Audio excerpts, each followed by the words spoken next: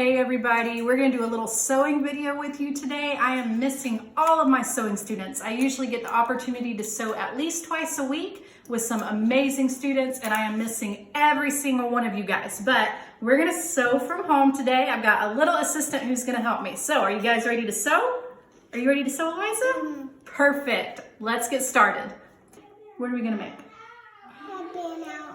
Headbands out of leggings. So more than likely your mom or maybe you are going through your winter clothes and swapping it out for spring and summer clothes. I know we have been doing that with our kiddos, haven't we? Mm-hmm. Have we been swapping your clothes out? And you may find some old clothes that don't fit anymore, or maybe that have holes in them and that you can't wear anymore. So I'm going to show you how to upcycle some of your clothes into something new. So this is a great project. If you can't make it to the fabric store, I guarantee most of you have some old leggings laying around. So the first thing you're gonna need is a pair of old leggings. Okay, so the first thing you need to do is determine how long you're gonna need your headband. I have already measured Eliza's head, and I need to cut mine about 19 inches. You want to cut it about an inch, half an inch to an inch shorter than what you need it. This is going to have some stretch, so it's going to be able to stretch across your head. So about half an inch to an inch shorter than what you need it. So I'm going to lay my leggings out, and these leggings just happen to be from the bottom hem all the way up right at 19 inches. So I'm actually going to cut just along the waistline there.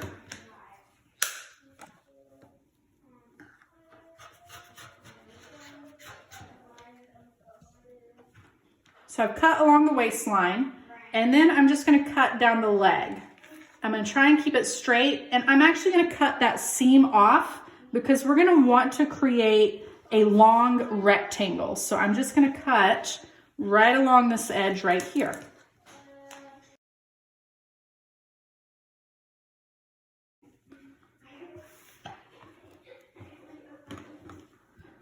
So now I've created a little rectangle, and because this legging has a hole in it, I'm going to cut the section with the hole off.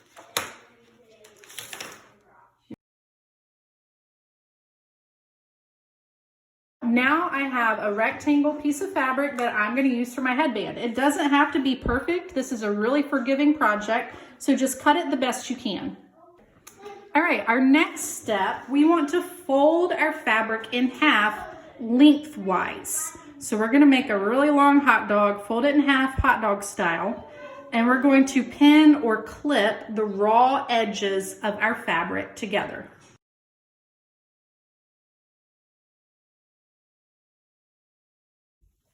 Okay, our next step is going to be to sew right along the edge of that long side that we just pinned.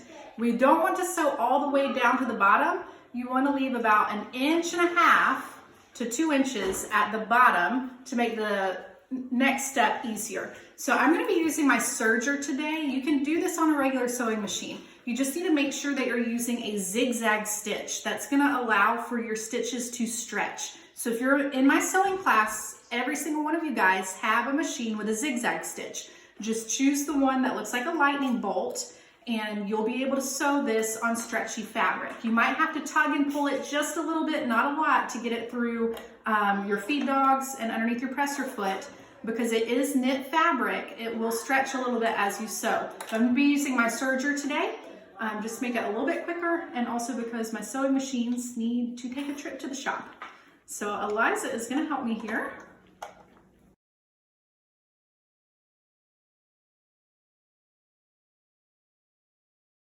Okay, I've sewn all the way down, and I've left a little opening at the bottom, about 1.5 to 2 inches.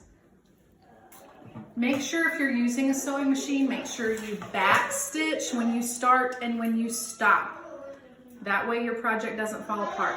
Our next step, we are going to want to take our tube. We've created a tube here, and I like to put it on my fingers like this. I've got my fingers inside my tube, and I'm going to scrunch it down onto my fingers. We're going to turn it, but we're not going to turn it all the way.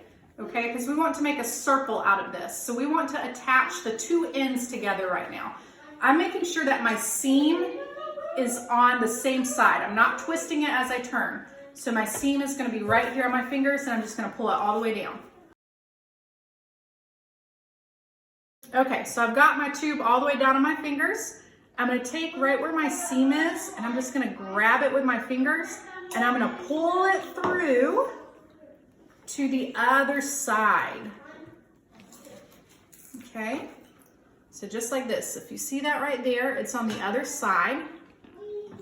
And I'm going to match up the edges. So I've got my seams right here. They will go together in the last step. So I'm going to match up my edges. You can kind of tell where your seam will be. We're going to use that to turn it. So I'm going to match up right here and put a pin.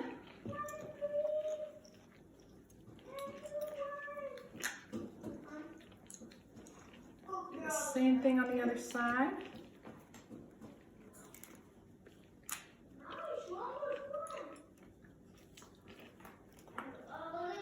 All right, and now you're just going to stitch right around that little circle you've created to close up your ends. You're going to have your gap right here to turn your project. So we're going to stitch around that little circle. Make sure you don't sew all 4 pieces of fabric together. You only want to get 2 pieces of fabric all the way around the circle.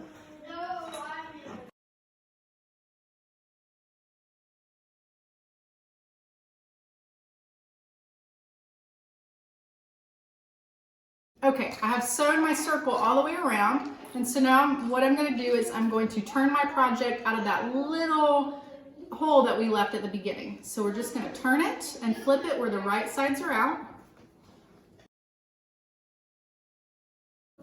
Okay, now our last step, we can do one of 2 ways. We have a little hole here where we turn the project. That's going to go at the back of the headband, so you're not going to see it. So you could choose to either top stitch, just tuck those corners in, just like that, and put a little top stitch along the edge, or you can choose to do a ladder stitch with a needle and thread and do some hand sewing. I will top stitch hers with a machine later, but there is a little headband that we've created. So, Eliza, you want to try it on?